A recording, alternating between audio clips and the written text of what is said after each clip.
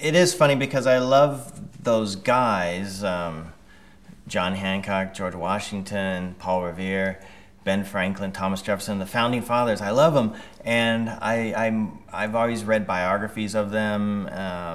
And when I go to a museum, I always go to the American wing first. But unfortunately, I'm one of the stinky cheese guys, and so what I'm best at is kind of poking fun at things. And actually, there was a review that I read that's I like. I don't usually read my reviews except for all of them, but this one said, Mr. Smith is not.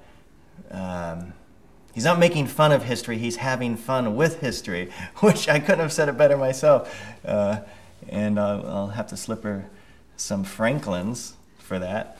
But yeah, it's.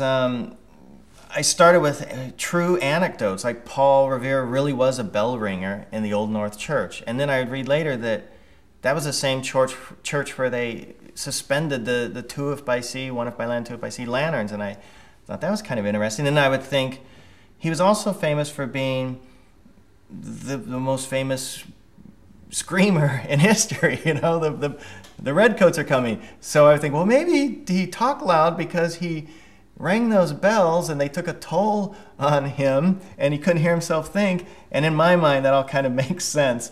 But I mean, so at the back of the book, we have ye old true or false question that we've labeled Taken Liberties, which was my editor, Alessandra Balzer's idea, because I originally was just going to put fun facts because I wanted to straighten things out and let everyone know that it's okay to have fun with history. But there are some facts and there is a lot of fun. So she suggested we make it into a true or false section, which I love that idea because it's immediately just one more opportunity to make even more jokes and get more facts in there. So that's kind of nice because they could read the whole story, they could have a few laughs. There's some big underwear in there, there's some powdered wigs, and then at the end they can figure out, oh yeah, he just made that up for a joke, but that was true, and George Washington didn't have wooden teeth, and this and that.